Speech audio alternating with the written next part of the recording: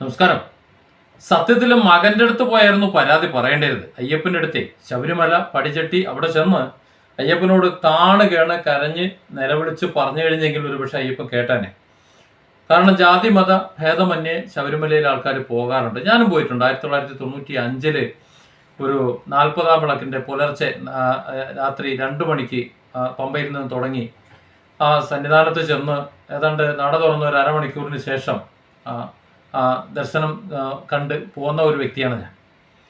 അവിടെ ഒരു വല്ലാത്തൊരു അവസ്ഥയാണ്. ചെന്ന് കയറി കഴിഞ്ഞാൽ ഒരു കുളിർമയാണ്, ഒരു പോസിറ്റീവ് വൈബാണ്.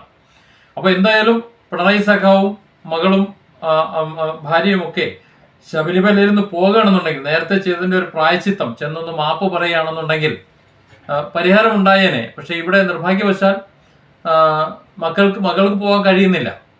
അപ്പോൾ അതുകൊണ്ട് ഒരു പക്ഷേ മകനോട് പറയേണ്ട, പിതാവിനോട് പോയി പറഞ്ഞേക്കാം എന്ന് കരുതിയിട്ട് അങ്ങോട്ട് പോയതാണ് എന്നാണ് എനിക്ക് തോന്നുന്നത്.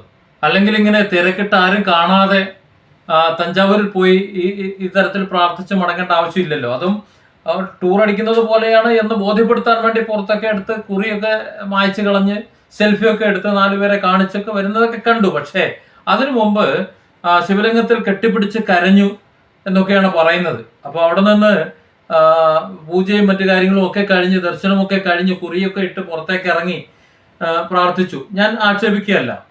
ഇവിടെ SFIO ഈ കേസിൽ വീണ വിജയനെ കൊടുക്കും എന്ന് ഉറപ്പായ സാഹചര്യത്തിലാണ് പോയതെന്നാണ് എനിക്ക് തോന്നുന്നത്. നമുക്കറിയാം, മാത്യു കുഴൽനാടൻ തുടങ്ങി വെച്ച, അല്ല അതിനു മുമ്പേ തുടങ്ങി വെച്ചേക്കണ്, മാത്യു കുഴൽനാടനാണ് ഇത് ഒന്ന് രംഗത്തേക്ക് കൊണ്ടുവന്നത്.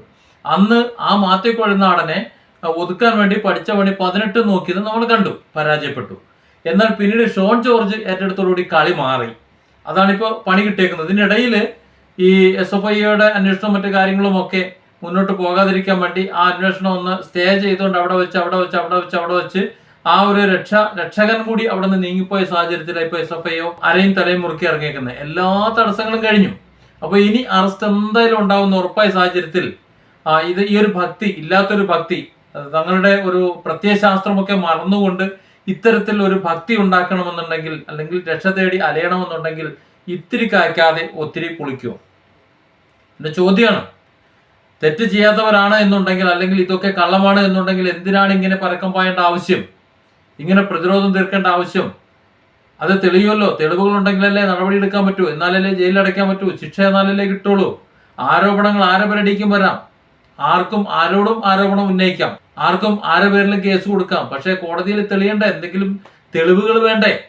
ഇവിടെ എസ്സാലോജിക്കും CMRലും തമ്മിൽ നടന്നിട്ടുള്ള 2,72,00,000 അല്ലാതെയുമുള്ള ഇടപാടുകൾ സുതാര്യമാണ് എന്നുണ്ടെങ്കിൽ എന്തിനാണ് ഭയക്കേണ്ട ആവശ്യം? ഇങ്ങനെ നെട്ടോട്ടം ഓടേണ്ട ആവശ്യം എന്താ? അപ്പോൾ ഇങ്ങനെ നെട്ടോട്ടം ഓടുന്നുണ്ടെങ്കിൽ മനസ്സിലാക്കേണ്ടത് എവിടെയോ ലേശം പുകയുണ്ട് എന്ന് തന്നെയാണ്. തീ ഇല്ലാതെ പുകയുണ്ടാവില്ല എന്ന് പറയും, പക്ഷെ തീ ഉണ്ടാകാനും പുകയുണ്ടാകാറുണ്ട്. ഇപ്പൊ പുകഞ്ഞുകൊണ്ടിരിക്കുക. അപ്പൊ തീ ഉണ്ടാകാൻ പോകുന്നതേ ഉള്ളൂ. ആ തീയോടുകൂടി എല്ലാം അവസാനിക്കുമെന്നുള്ളൊരു ഭയമാണ് ശിവഭഗവാന്റെ അടുത്തേക്ക് എത്തിച്ചതെന്ന് പറയാൻ വയ്യ. ഇവിടെ മകനോട് കാണിച്ച ക്രൂരതയ്ക്ക് അപ്പനോട് ചെന്ന് പരാതി പറഞ്ഞിട്ട് വല്ല കാര്യമുണ്ടോ? നടക്കുവോ? അതും ആ ഭക്തി അതൊരു ഡ്യൂപ്ലിക്കേറ്റ് ഭക്തി ആയിപ്പോയി.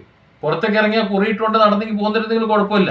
ആരും അറിയാതെ ശിവഭഗവാനെ കാണാൻ വേണ്ടിയിട്ടാണ് തഞ്ചാവൂർ പോയത്. അതാകട്ടെ ആ പെണ്ണിന്റെ മുന്നിൽ ചെന്ന് പെടുകയും ചെയ്തു. അവളത് കൃത്യമായിട്ട് വീഡിയോ എടുക്കുകയും ചെയ്തു. അത് മാലോകരെ മുഴുവൻ അറിയിക്കുകയും ചെയ്തു. ഇനി അറിയാനൊരു മനുഷ്യനില്ല. ഈ പാപി ചെല്ലുന്നിടം പാതാളം എന്ന് പറയുന്നത് പോലെ ആയിപ്പോയി ഒരു അവസ്ഥ.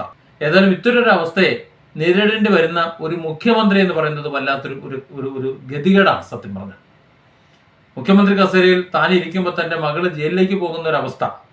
മുഖ്യമന്ത്രി മാത്രമല്ലല്ലോ, മുഖ്യമന്ത്രിയും ഭർത്താവും മന്ത്രിസ്ഥാനത്തിരിക്കുന്നു, പ്രധാനപ്പെട്ട 2 വകുപ്പുകൾ കൈകാര്യം ചെയ്യുന്നു. അപ്പോ ഒരു മന്ത്രിയുടെ ഭാര്യ, മറ്റേ മുഖ്യമന്ത്രിയുടെ മകൾ, അവർ നേരെ ജയിലിലേക്ക് പോകേണ്ടി വരുന്ന സാഹചര്യം ഒന്ന് ആലോചിച്ച് നോക്ക്. വേണ്ട, പ്രതിസ്ഥാനത്ത് നിർത്തി ഇவ்விധത്തിൽ സംസാരിക്കുന്ന സാഹചര്യം തന്നെ ഒന്ന് നോക്ക്. എത്ര മോശമാണത്. എത്ര കേസുകൾ വന്നു, ഏതെല്ലാം രീതിയിൽ അന്വേഷണം വന്നു. ഇപ്പോൾ കുറ്റപത്രം സമർപ്പിച്ചു കഴിഞ്ഞു. ഏത് നിമിഷവും അറസ്റ്റ്, പിടി വീഴും. നേരത്തെ ആണെങ്കിൽ ഇവിടെ കേരളത്തിൽ BJPക്ക് ഒരല്പം ചുവട് ഉറപ്പിക്കണം എന്നതുകൊണ്ട് ഒരല്പവുമൊക്കെ പൊതിഞ്ഞ് സംരക്ഷിച്ച് ഉറപ്പിച്ചു വെച്ചിരുന്നു. ഈ അടുത്ത സമയത്ത് രാജീവ് ചന്ദ്രശേഖരനെ ഇവിടെ കൊണ്ടുവന്ന് നല്ലോണം ഒന്ന് പ്രതിഷ്ഠിച്ചോടുകൂടി ഇനി CPMന്റെ നെഞ്ചത്ത് കലക്കി പിണറായി കൂമ്പിനടിച്ചു വാട്ടി തൂക്കിയെടുത്ത് വലിച്ചെറിഞ്ഞുകൊണ്ട് ഇവിടെ നേരിട്ട് തന്നെ തങ്ങളുടെ ആധിപത്യം നടത്താമെന്ന് കരുതുന്നുണ്ട്. പൊതിഞ്ഞ് സംരക്ഷണം പ്രതീക്ഷിക്കാൻ വേണ്ട, കേന്ദ്രത്തിൽ നിന്ന് ഇനിയൊരു സംരക്ഷണം കിട്ടുമെന്ന് പ്രതീക്ഷിക്കേണ്ട. അപ്പോൾ ഇതെല്ലാം കൂടെ കണക്ക് കൂട്ടിയപ്പോൾ ഇനി ഭഗവാനെ ചെന്ന് താണ് വീണ് തൊഴുത് ശിവലിംഗത്തിൽ കെട്ടിപ്പിടിച്ച് കരഞ്ഞ് ഇനി എന്തെങ്കിലുമൊക്കെ ഒന്ന് പറഞ്ഞ് കിട്ടിയാ കിട്ടി, മകനോട് ചെയ്തിട്ടുള്ള പാപം അപ്പനോട് കരഞ്ഞ് കാല് പിടിച്ച് ലേലുവല്ലു ലേലുവല്ലു എന്നെ ഒന്ന് അഴിച്ചുവിട് എന്ന് പറയുന്ന ഒരു അവസ്ഥയിലേക്ക് എത്തിച്ചേർന്നിട്ടുണ്ടെങ്കിൽ കട്ടവനെ കഴിക്കൂ എന്ന ഒരു ചൊല്ലുകൂടി നമ്മൾ ഓർത്താൽ മതി. അതാണ് ഓർക്കേണ്ടി വരുന്നത്. അപ്പോൾ 2,72,00,000 ഒന്ന് മാത്യക്കുഴൽനാടൻ വിളിച്ച് പത്രസമ്മേളനം വിളിച്ച് പറഞ്ഞപ്പോൾ അതിനെ പ്രതിരോധിക്കാൻ വേണ്ടി, അല്ലെങ്കിൽ അങ്ങനെ ഒരു സംഭവം ഉണ്ടെങ്കിൽ അതിന് എതിരെ ഒരു നിയമ നടപടിക്ക് പോകുന്നതിന് പകരം അവിടെ കുഴൽനാടന്റെ വീടളക്കാനും കക്കൂസളക്കാനും ചുവരളക്കാനും വേണ്ടി നടന്നത് നമ്മൾ കണ്ടതാ. ചിന്നക്കനാൽ വരെ പോയി അളന്നു, എന്നിട്ട് ഒരു തേങ്ങാപ്പുണ്ടാക്കും കിട്ടിയില്ല. അതിപ്പോൾ എവിടെ എത്തിയെന്ന് അറിയാനും വയ്യ. അപ്പോൾ നമുക്ക് മാമുണ്ടെന്ന മലയാളികൾക്ക് എളുപ്പത്തിൽ തിരിയുന്ന ഒരു കാര്യം എന്താ വെച്ച് കഴിഞ്ഞാൽ, എന്തെങ്കിലും ഒരു ആരോപണമോ ഒരു കേസോ കാര്യങ്ങളോ വന്നാൽ അതിനെ പ്രതിരോധിക്കുന്നതിന്റെ സ്ഥാനത്ത് ആരെങ്കിലും അതേക്കുറിച്ച് പറയുന്നവനെ പ്രതിരോധിക്കാൻ പോകുകയാണെന്നുണ്ടെങ്കിൽ അപ്പോൾ മനസ്സിലാക്കിക്കോണം എന്തോ അവിടെ ഉണ്ട് എന്നുള്ളത്. അത് തന്നെയാണ് ഇവിടെ മാത്യക്കുഴൽനാടൻ, ഷോൺ ജോർജും അടക്കമുള്ള മുഴുവൻ ആൾക്കാരും ഈ അഴിമതിയെക്കുറിച്ച്, ഈ നടക്കാത്ത സേവനത്തിന് വാങ്ങിയിട്ടുള്ള കോഴയെക്കുറിച്ച് PV കുറിച്ചും ഒക്കെ വാദോരാതെ സംസാരിച്ചപ്പോൾ അതിനെതിരെ പ്രതിരോധിച്ചുകൊണ്ട് അങ്ങനെ നുണപ്രചരണം നടത്തുന്നവർക്കെതിരെ നിയമ നടപടി എടുക്കുന്നതിന് പകരം അല്ലാത്ത രീതിയിൽ അവരെ പ്രതിരോധിച്ചുകൊണ്ട് ഇല്ലാതാക്കാൻ ശ്രമിച്ചത് കണ്ടപ്പോഴേ തോന്നിയതാണ് ഇതിലെന്തോ കളി ഉണ്ട് എന്നുള്ളത്. ആ കളിയാണ് ഇപ്പോൾ പൊളിഞ്ഞെടുക്കുന്നത്. സത്യത്തിൽ ഇത് ചോദിച്ചു വാങ്ങിയതാണ്. പലരും പറഞ്ഞിരുന്നു ഈ അയ്യപ്പനെ തൊട്ട് കളിച്ചു കഴിഞ്ഞാൽ പണി പാടും എന്നുള്ളത്. ഇപ്പൊ എനിക്കൊരു കാര്യം തോന്നുന്നത്, അന്ന് അയ്യപ്പനെ തൊട്ട് കളിച്ചതിന്റെ ഒരു ഫലമാണ് ഇന്ന് കിട്ടുന്നതെന്നാണ്. വിധി വൈപരീതെന്ന് പറയട്ടെ, അയ്യപ്പന്റെ അടുത്ത് പോകാൻ എന്തായാലും സഖാവിന് പോകാൻ പറ്റുമായിരുന്നു.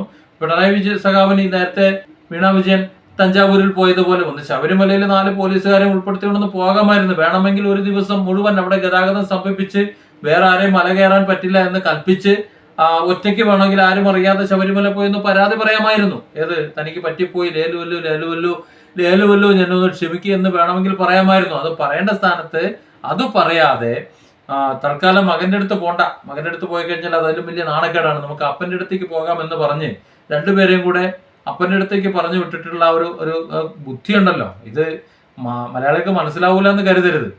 ഏതായാലും ആ പ്രാർത്ഥനയ്ക്ക് ഫലം കിട്ടുമെന്ന് തോന്നുന്നില്ല. സ്വന്തം മകനെ ദ്രോഹിച്ചതിന് അപ്പനോട് ഒന്നും ന്യായീകരിച്ചിട്ട് കാര്യമില്ലല്ലോ. അതുകൊണ്ട് അപ്പൻ തൽക്കാലം കണ്ണടയ്ക്കും. ഏതായാലും ഒരു അറസ്റ്റ് അതുടനെ മണക്കുന്നുണ്ട്.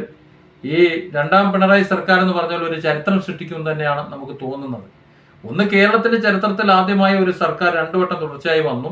അത് ഇടതുപക്ഷ സർക്കാരായി, പിണറായി സർക്കാരായി, ഇരട്ടച്ചങ്ങനായി, ഒരു അത്ഭുതമായിരുന്നു. അതേ സർക്കാരിന്റെ കാലത്ത് 2 മന്ത്രിമാരുടെ ഏറ്റവും വേണ്ടപ്പെട്ട ഒരു വ്യക്തി ജയിലിൽ പോകുന്ന ഒരു കാര്യം കൂടി കണ്ടു കഴിഞ്ഞാൽ, അതും കൂടി കാണേണ്ട ഒരു സാഹചര്യം മലയാളിക്ക് വന്നു കഴിഞ്ഞാൽ എന്താ പറയാ, ഒന്നും പറയാനില്ല. Different angles. Don't forget to subscribe and support this channel.